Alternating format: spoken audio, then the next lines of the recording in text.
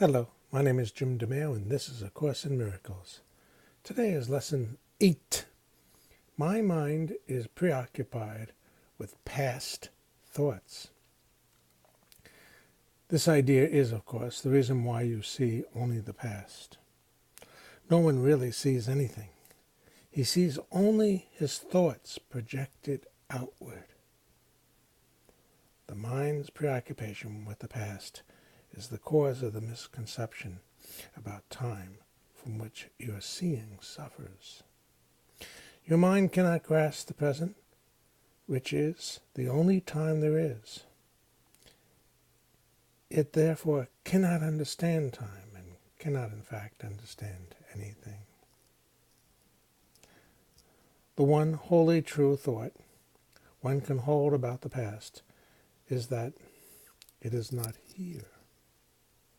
To think about it at all is therefore to think about illusion. Very few have realized what is actually entailed in picturing the past or in anticipation of the future. The mind is actually blank when it does this because it's not really thinking about anything.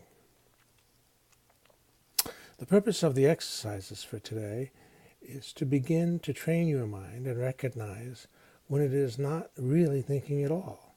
While thoughtless ideas preoccupy your mind, the truth is blocked. Recognizing that your mind has been merely blank rather than believing that it is filled with real ideas is the first step to opening the way to vision.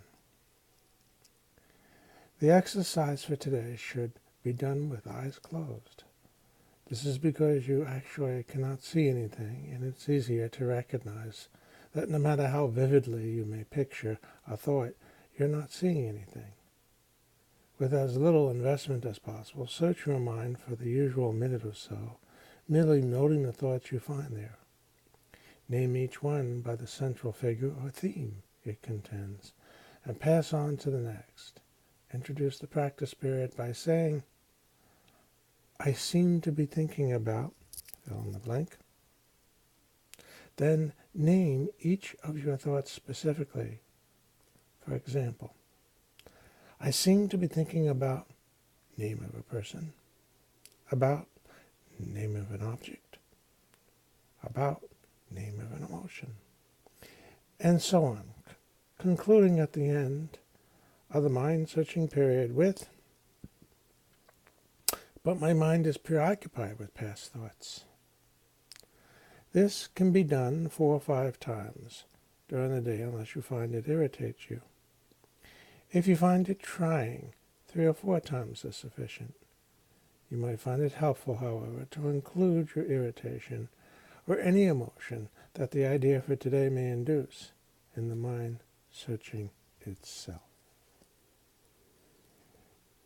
So, he's prescribing an exercise for us that he realizes may piss us off. We don't want to give up our past thoughts. And we don't want to acknowledge the mistake that I make, along with many, many others, in living in the past. He's not interested in punishing us, as some traditions have offered, to try and stop us from doing this. Instead, he merely is saying it's nothing. Come back to everything. Well, I'll gladly do that. I don't need to run away from a God that's loving and not punishing.